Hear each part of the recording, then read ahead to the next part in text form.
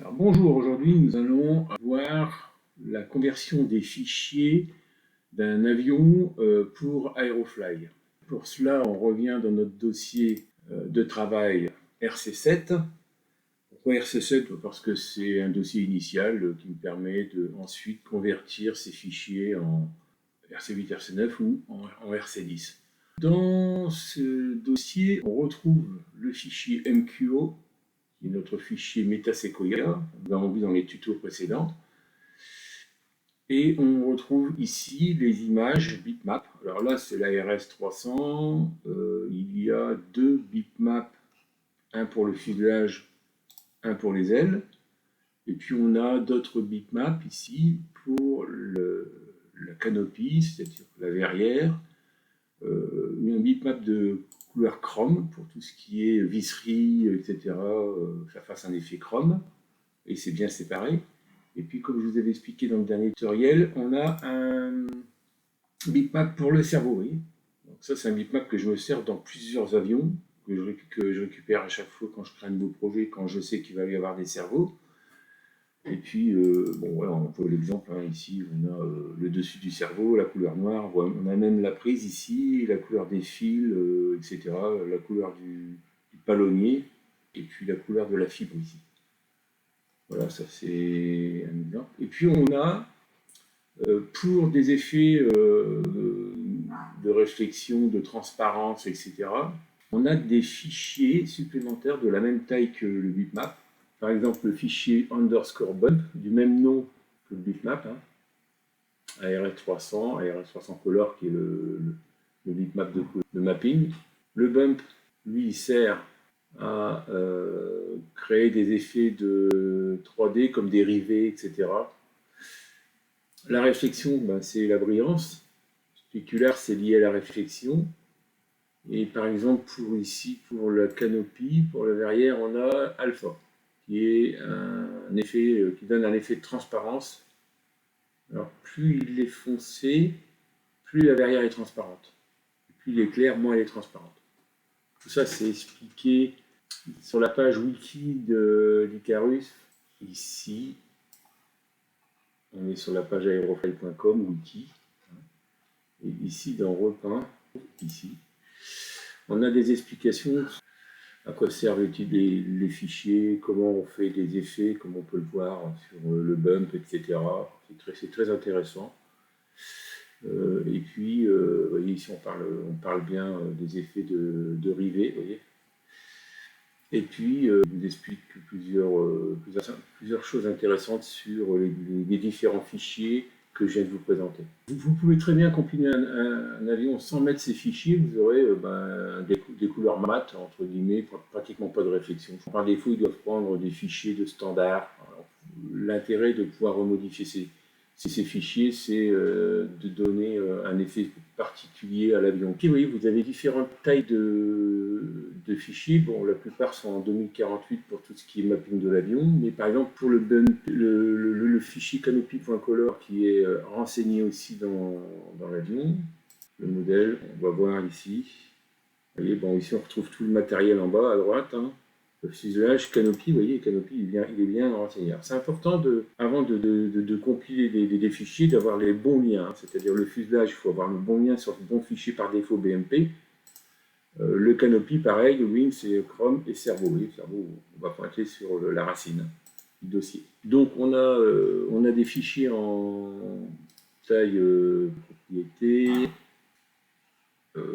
Pour la canopy, par exemple, c'est du 64 par 64 pixels. Il faut toujours que ça soit bien carré, en tout cas. L'image doit toujours être carrée, 64, 1024 par 1024, 2048 par 2048. Sinon, vous aurez des erreurs à la compilation. Et puis, ça, comme c'est du canopy, comme je vous avais montré le mapping, on applique juste l'élément dans l'image, il n'y a pas de position spécifique, et puis ça sera transparent. Donc là, on voit bien qu'on a aussi le preview, comme je vous disais, en 1024, hein, par 1024. Pour RC10, il y a une particularité, le preview est inversé. Donc, je l'ai mis dans un dossier RC10 et je m'en servirai en copiant dans le dossier de Aerofly de l'avion. Je copierai ce preview-là plutôt que celui-là. On a un autre dossier ici, orange, qui est un autre mapping où j'ai pareil, hein, le preview pour l'avion orange, on n'est pas obligé de répliquer les autres fichiers. La couleur des ailes et du fuselage et bien évidemment en RC10 le preview à l'envers. Voilà, c'est tout ce que j'ai besoin si j'ai besoin de faire une autre couleur. On a deux outils qui sont téléchargeables en RC8, RC9. Je vous ai mis le lien sur la page Icarus.net Workshop User Model, tout en bas, ici. Vous avez la possibilité de télécharger l'outil. Et donc c'est le même convertisseur de MQO vers TGI que pour RC10. Ça peut fonctionner pour les deux. C'est-à-dire que ça va convertir ce MQO en format TGI. On va faire l'essai, on va le lancer. Bon, ça met un certain temps. Selon la taille du MQO, le nombre d'objets, de facettes à convertir, ça m'est déjà arrivé d'attendre 20 minutes pour un avion très complexe. Voilà, c'est terminé. Il m'a créé mon fichier TGI. J'ai un fichier .log ici qui va me dire si j'ai des erreurs ou pas. Très important de ne pas avoir d'erreur. Et puis, on va pouvoir revenir sur le dossier racine. On a donc la version, par exemple, ici, un fichier. Ouvrir avec Note. On a le premier fichier. Alors ça, c'est expliqué aussi dans le tutoriel, dans le fichier tutoriel qui doit être d'ailleurs, si je ne me trompe pas, convertisseur tool. Voilà, ici, ce fichier-là. Toute la partie écrite de ce que je vais vous expliquer, comment configurer les dossiers, comment créer les dossiers, comment utiliser le convertisseur. C'est bien expliqué. Ça, vous l'avez dans les outils que vous pouvez télécharger en ligne. Donc on revient sur RS400. Donc là, j'ai un fichier que je vais pouvoir éditer. Donc ouvrir avec le bloc-notes, par exemple. On a le chemin dans lequel se trouve... Alors c'est un chemin complet, hein, dans lequel se trouvent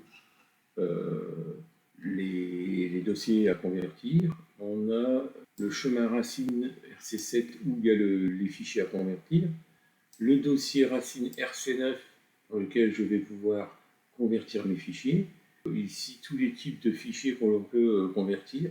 Et surtout, le max size ici, c'est la taille maximum peut avoir une image. Lorsque vous avez installé les outils de conversion tools, alors le RC9, comme je vous l'ai dit, il est disponible sur le lien que je vous ai donné. Par contre, le RC10, il faut le demander, il n'est pas encore dispo, donc il faut le demander au support Icarus. Je l'ai demandé par mail. Vous allez cliquer sur le bouton droit sur le fichier ici, vous avez la possibilité de lancer le fichier pour Aerofly, pour une conversion Aerofly RC8, un convertisseur. Comme j'ai installé aussi le convertisseur RC10, j'ai bien évidemment le convertisseur RC10, et là ça sera pour ce fichier-là, qu'on peut ouvrir aussi, hein, puisque ça reste un fichier texte. Il est pratiquement pareil, hein, il n'y a pas de... Ici, on va redéfinir le dossier dans lequel on va compresser les fichiers. On revient à notre petit, ce qu'on a fait. On a converti ce fichier MQO en fichier TGI, ici. Et je vais faire bouton droit. Je vais donc lancer notre option Run to RC8 Converter. Voilà, c'est parti, ça traite. Surtout bien regarder qu'il n'y a pas d'erreur. Alors souvent il y a des erreurs sur la conversion d'image parce que il manque un fichier genre réflexion spéculaire alpha ou spéculaire. Il manque quelque chose où le fichier n'est pas correctement carré. Il n'est pas en 2048 par 2048 ou en 1024 par 1024. Ça peut arriver ça. Voilà, donc, il est en train de tout convertir. Alors lui, il convertit tout ce qu'il y a dans le dossier, c'est-à-dire il convertit toutes les images dans les dossiers et dans les sous-dossiers. C'est ça qui est bien avec RC9. Vous voyez, voilà. On voit bien, il a converti tous les fichiers images en TTX. Il y a le fichier TNB, qui est assez costaud, qui est en fait le TGI qui a été converti. Et il y a le dossier couleur orange. Donc on a vraiment tout. Alors pour RC10, parce qu'il l'a fait par défaut, mais vous n'allez pas vous en servir, parce que là c'est pour RC9. Donc on peut même supprimer dans le dossier RC9, on peut même supprimer ça, et pour l'orange aussi. On s'en servira pour la version RC10.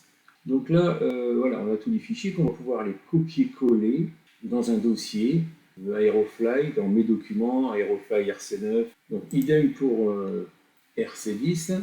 Je mets le log maintenant et on va recommencer en version convertisseur RC10. Donc, on voit bien ici, vous voyez, Aerofly RC10 constant converteur.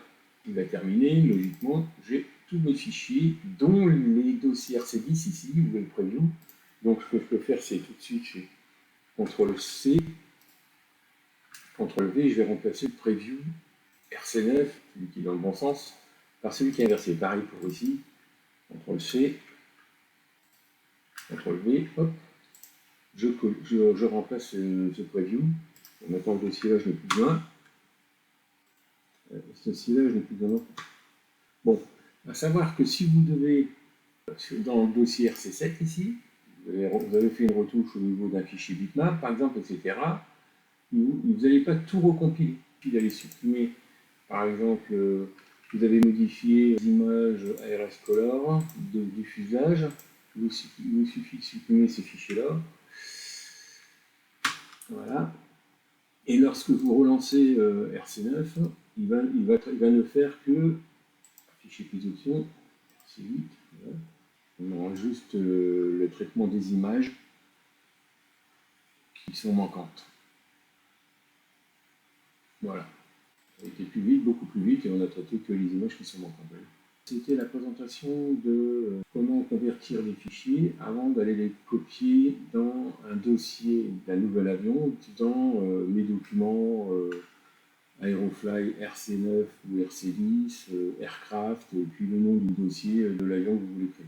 Donc la prochaine étape, ce sera de copier ces fichiers, de vous montrer copier ces fichiers et travailler sur les fichiers de configuration d'avion. Et ça, c'est le plus gros du boulot. Bonne journée.